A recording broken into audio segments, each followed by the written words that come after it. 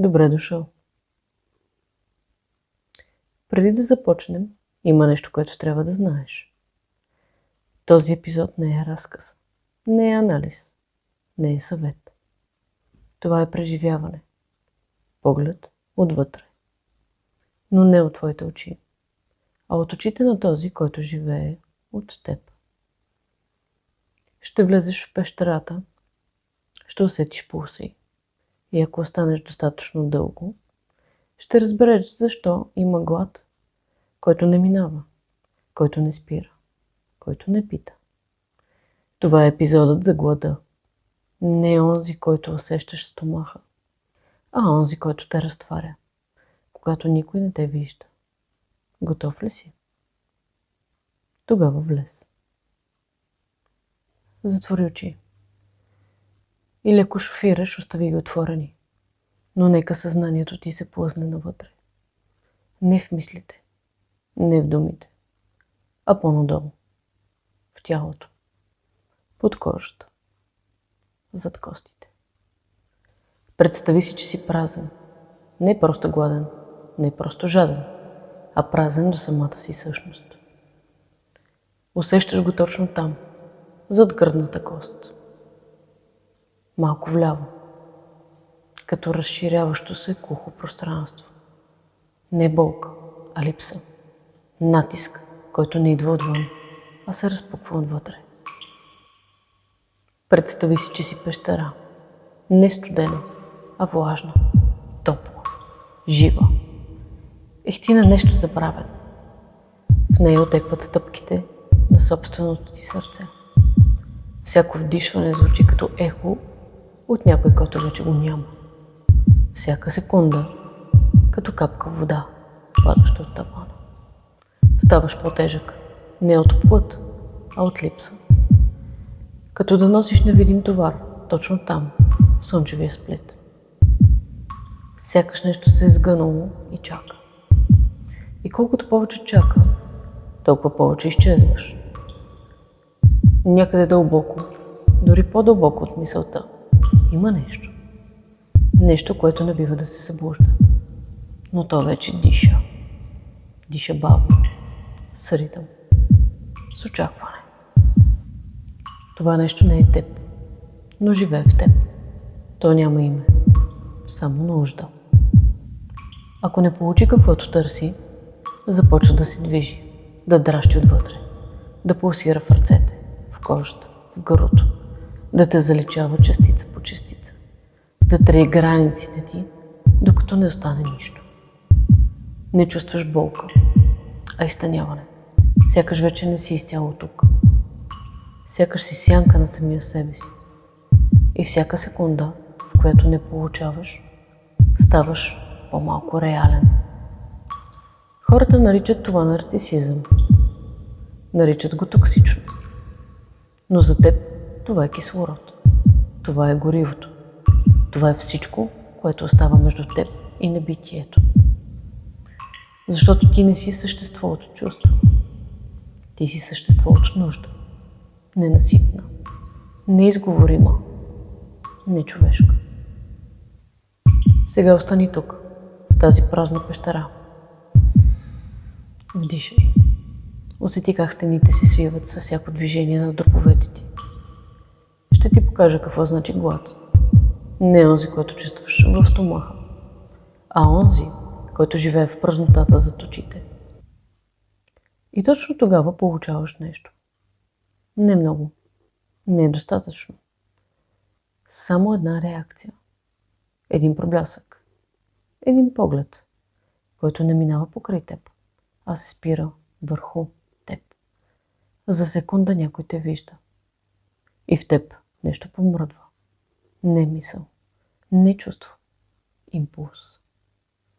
Все едно през стената на пещерата се прокрадва светлина. Толкова слаба, че едва я различаваш, но тя е реална. И тогава започва реакцията, събирането, завръщането.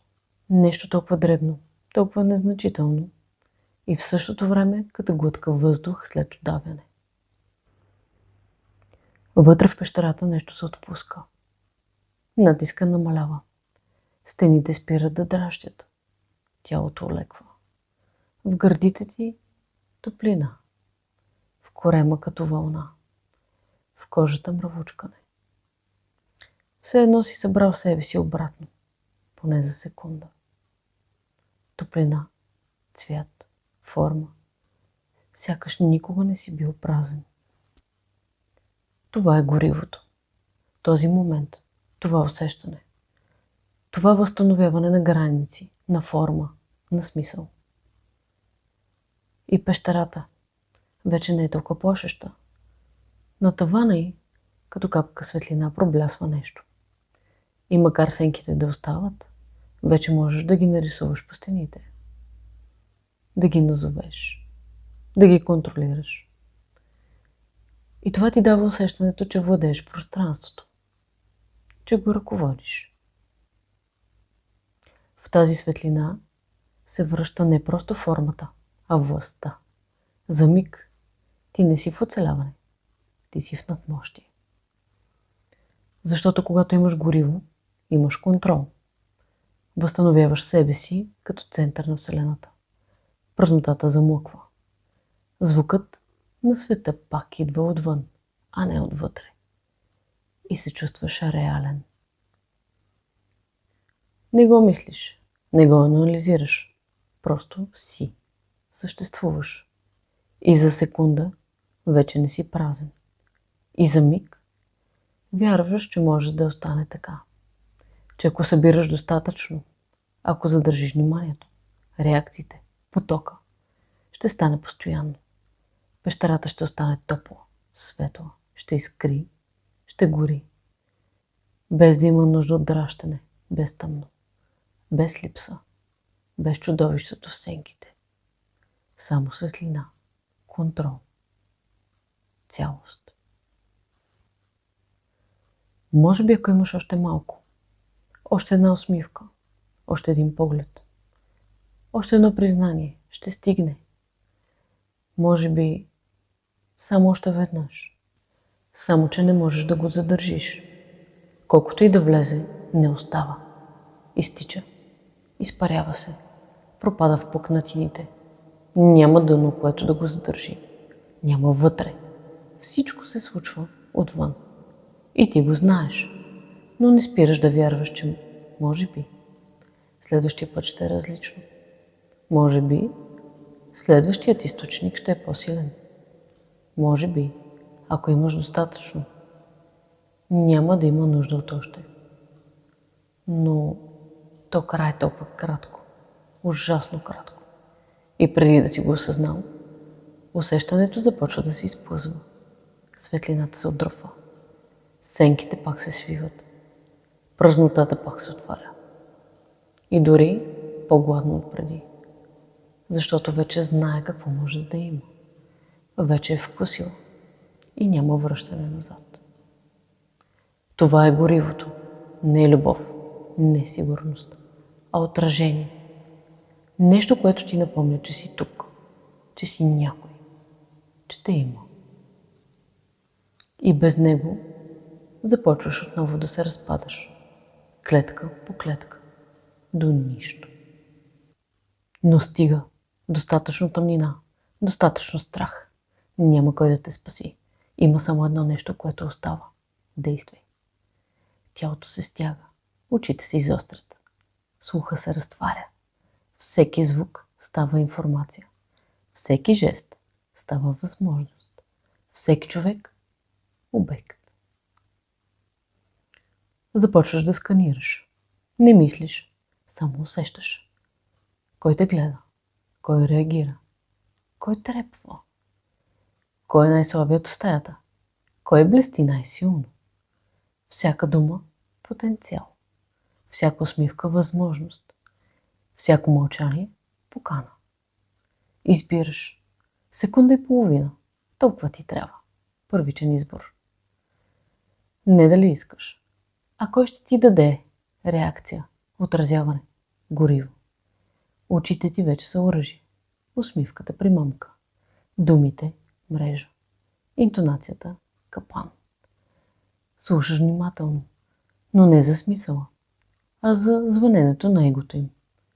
Когато отекне, вече си вътре. Всичко е сигнал. Гласът им, пулсът им, позата, колебанието, смехът, прекалената увереност.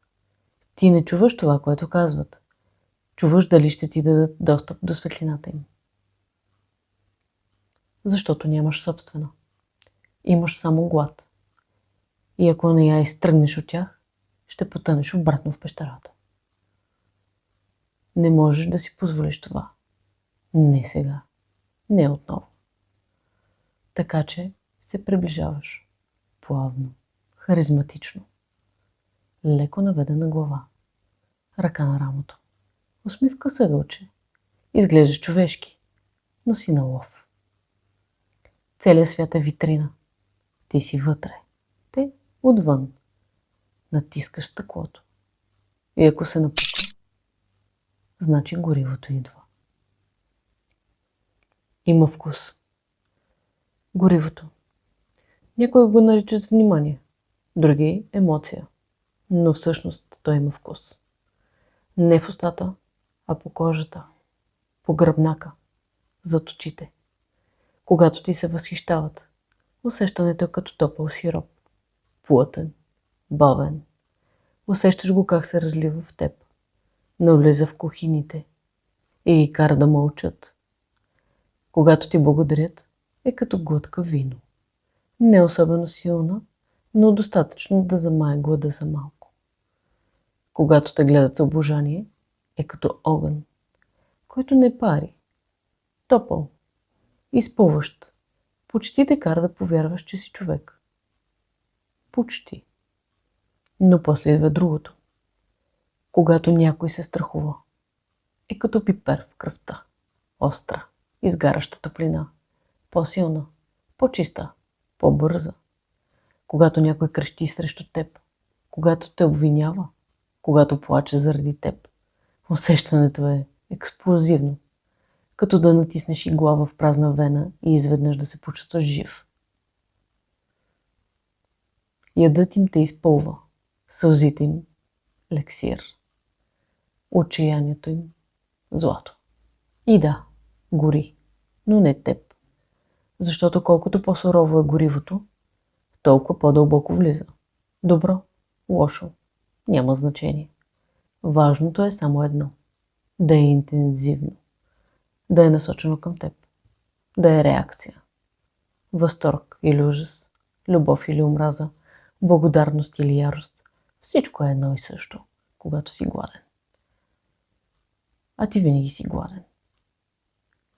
Най-сладкият вкус – този, в който не си сигурен дали те обичат или те мразят. Точно на ръба. Там горивото е най-чисто, най-опасно, най-вкусно. Огънят има вкус. И веднъж, щом си го усетил, всичко друго е безвкусно. Източниците са хора, но не хора, както ги виждаш ти. Не с история, не с вътрешен свят и право на съществуване, а като апарати, машини, които реагират. Натискаш едно копче и получаваш усмивка. Друго – възхищение. Трето – сълзи. Но за да получиш горивото, първо трябва да те пуснат до копчетата. Ето защо изграждаш лице. Лице, което да обичат. Не себе си, не. А персона, която може да бъде харесана. Умен, внимателен, очарователен. Пълен с интерес, с мечти, с грижа. Изглеждаш като мечта, защото мечтите са лепкави и хората залепват на тях. В началото си всичко, което някой е чакал. Внимание, поглед, присъствие. Слушаш, гледаш в очите, повтаряш имената им. Помниш малките им детайли и ги караш да се усмихват, още преди да разберат защо. А когато се усмихнат, горивото започва да тече. Меко, леко, топло. И ти ставаш повече, по-цялостен, по-реален. Тогава започваш да градиш съблазън, нежност, подаръци, интимност, близост. Всичко дозирано, преценено, изчислено. Не защото обичаш, а защото реакцията от любовта им е по-силна от всичко. И ти не можеш да задържиш. Затова увеличаваш. Всеки жест е инвестиция. С очакване на възвръщаемост. Казваш, че ги обожаваш, защото знаеш как ще го изиграят. Купуваш подарък, защото очакваш възхищение. Правиш услуга, за да получиш благодарност. Даваш, за да извлечеш. Услужваш, за да те издигнат. Уж си техен, но си там, за да ги направиш твой. И когато всичко върви по план, си като магьосник. Можеш да предвидиш кога ще се усмихнат, кога ще те погледнат с възхита, кога ще искат още повече. А всеки техен отговор е храна.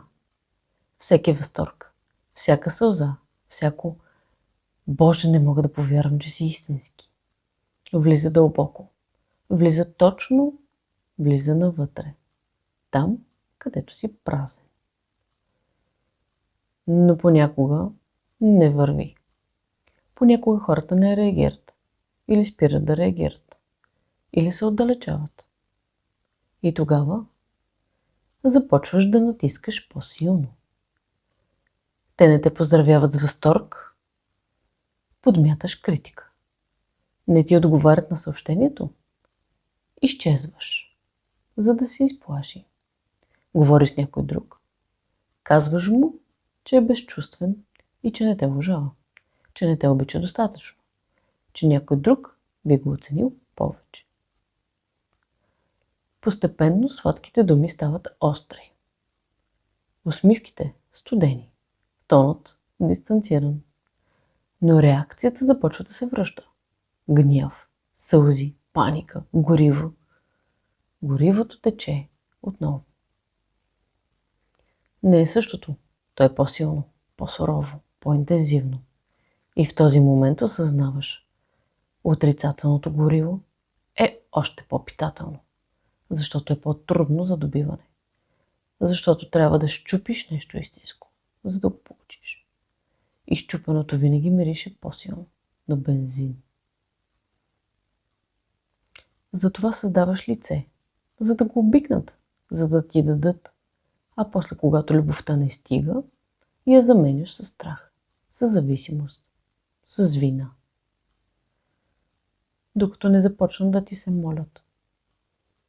Да не си тръгваш, да не ги оставяш, да не ги наказваш с студ, а ти просто вдишваш. Празнотата се пълни. За малко. Източниците са хора, но ти не ги виждаш така. Виждаш капки, потенциал, гориво. И когато свършат, продължаваш към следващия, без вина, защото празнотата не познава съжаление. Някои хора дават, други даряват, трети се предават. Не всички източници са еднакви. Някои стоят далеч, но са полезни. Други са близо и са необходими. А онези, които стигат до теб, най-близо, са създадени, за да ги изпразниш до кост. Започва се с непознати. Хората по улицата. Бармана, който се усмихва. Жената в магазина, която казва, че си красив. Онзи, който харесва снимката ти. Те не знаят. Те не подозират. Но с един поглед, един комплимент, едно «Уау!» вече си взел малко, мимолетно, но си се нахранил. Това е най-лесната храна. Захар, бомбонки. Те не ти трябват, но без тях те боли глава. После идват невзрачните, неосъзнатите и служители на глада. Приятели, които винаги ги отговарят, колеги, които се усмихват, дори когато ги прекъсваш, роднини, които се съобразяват. Те не са централни, но са стабилни. Постоянно са наоколо. Даваш им фалшива роля. Играят я. и не знаят, че са в пиеса. Невзрачните са удобни, не изискват много, не очакват обич, само да бъдат видени от теб. Това ги кара да светят. А това е достатъчно, за да ги източиш. Бавно, удобно, без съпротива. Но най-сладките са близките. Онези, които си допуснал. Или които си накарал да мислят, че са допуснати. Партньорът, децата, родителите, най-добрият приятел. Те са елитното гориво. Те са сърцевината. Те ти вярват. И колкото повече вярват, толкова по-дълбоко влизаш. Близките горят най-дълго, защото ги поддържаш. Подхранваш ги със съмнение, надежда, вина, очакване. Разхлабваш ги, стягаш ги, отдалечаваш се, връщаш се. Колкото по-силна е връзката, толкова по-болезнено я късаш. И болката е вкусна. С тях не просто получаваш внимание. С тях получаваш достъп до вътрешния им свят. Реакции, които никой друг не вижда. Погледи, които са само за теб. Пречупване, което си причинил лично. Има нещо опияняващо в това да бъдеш причината някой да плаче и едновременно с това да ти благодари, че си останал. Близките се дават, разтварят се. И в тази пълна откритост ти се превръщаш в тяхна нужда. А нуждата е най-чистият източник на гориво. Затова ги държиш близо. Затова ги свързваш с вина, с илюзии, с обещания. Затова ги объркваш, за да се връщат. Затова ги редуваш, за да не се пресищат. Затова никога не ги пускаш напълно и никога не задържаш изцяло. Колкото по-близо е източникът, толкова по-дълбоко се храни празнотата. Колкото по-дълбоко се храни, толкова по-бързо изчезваш, когато източника си тръгне. Защото това е цената. Всеки път, когато някой се отдръпне, ти губиш не само гориво, а част от самия себе си. Затова държиш тези невзрачните. Затова събираш погледи по улиците. Затова изграждаш нови близки. Още преди старите да си тръгнат. Защото не можеш да си позволиш дупка в системата. Не можеш да си позволиш да няма никой. Без източници си празен. А празнотата не е просто липса. Тя е разпад. Тя е смърт. Без следа. Без звук. Без теб. Горивото не е просто енергия. То е изкуство. И най-важната част от изкуството е как го поднасят. Можеш да получиш възхищение в съобщение. Или в поглед. Или в мълчание. Но не всичко е еднакво. Някои начини влизат по-дълбоко. Остават по-дълго. Остават вкус. Пулс. Отпечатък. Ако усмивката е спонтанна, тя е топла. Изкряща. Силна. Ако е принудена, носи оттенък на страх, който я прави по-остра. И двете са гориво, но усещането е някак различно. Едното гали, другото пробожда. И понякога пробождането е доста по-хранително. Начинът, по който идва горивото, е като начинът, по който идва целувката. Нежна, жадна, разтреперена. Или като плесница. Бърза, пареща, звучна. Емоционалната доставка е като куриер с изражение.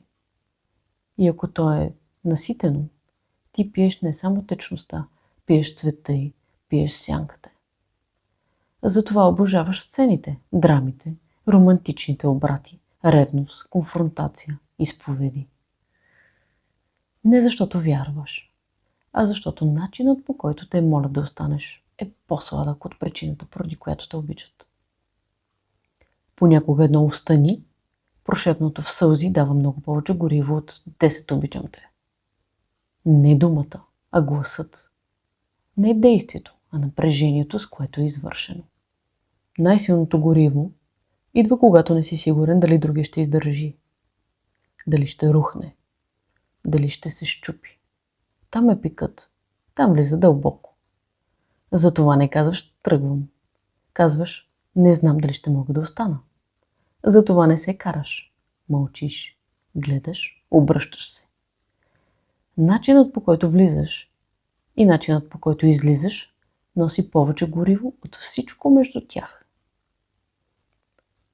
Горивото не идва с думи.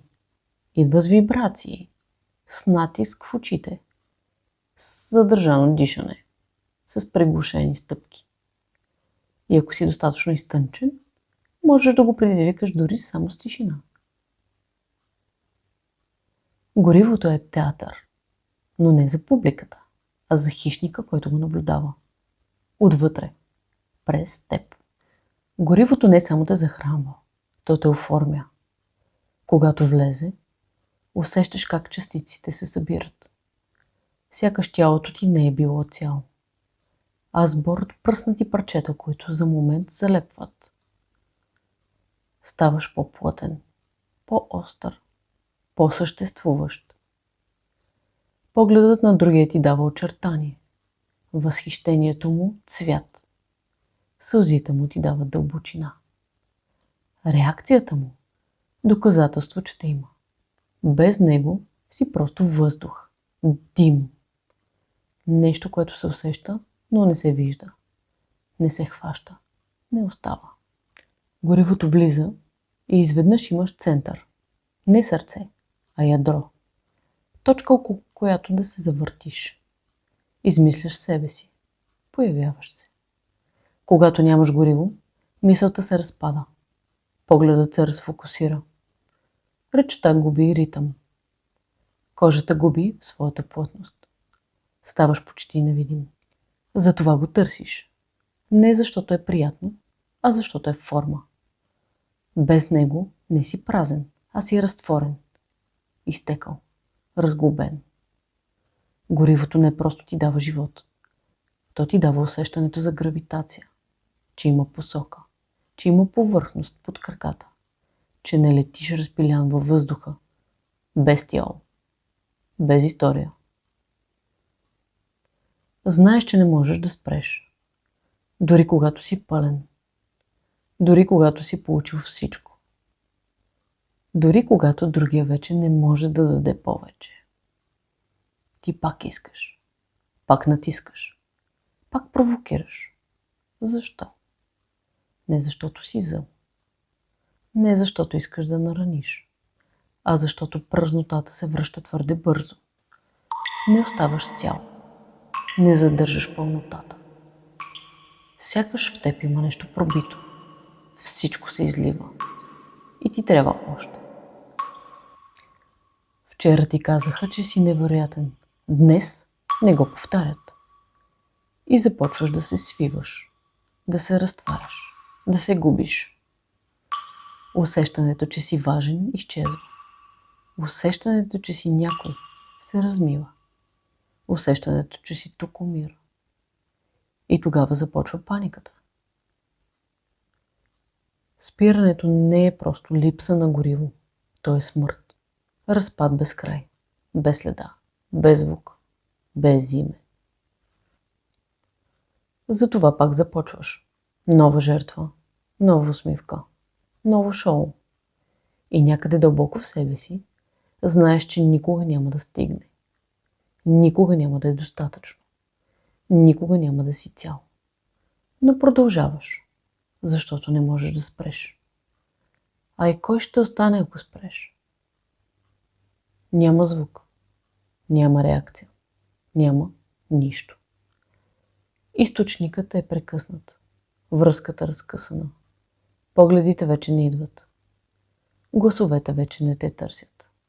Ръцете вече не те докосват. Вече не си нужният. Не си интересния. Не си незаменимият. Ти си тишина. В началото не вярваш. Пробваш, пишеш, подмяташ, пускаш кукички. Правиш се на небрежен. После на сърдит. После на наранен.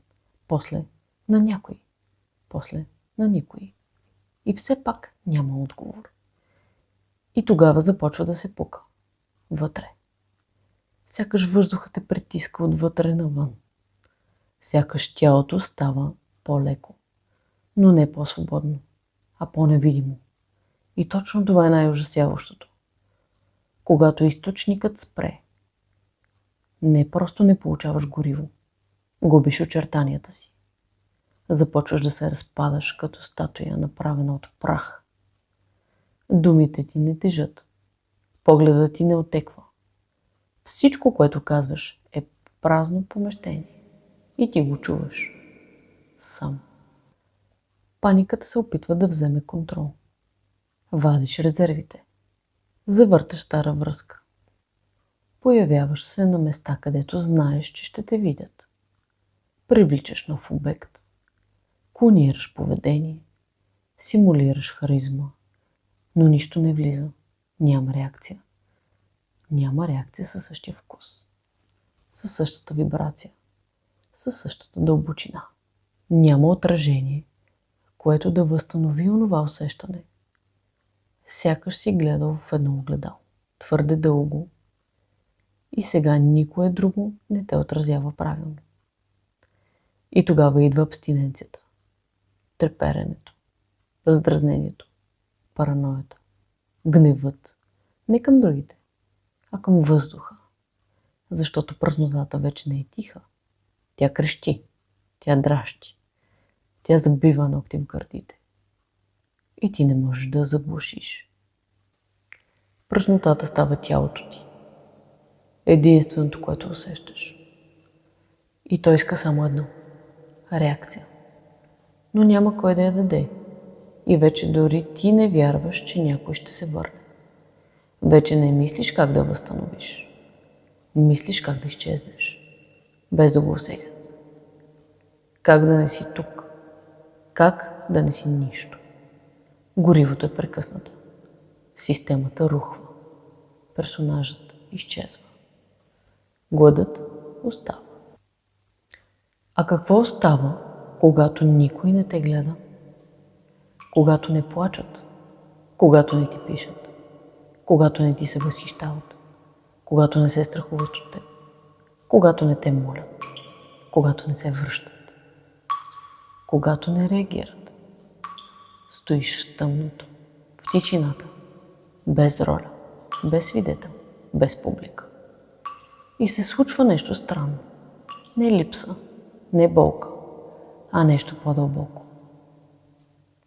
Изтриване.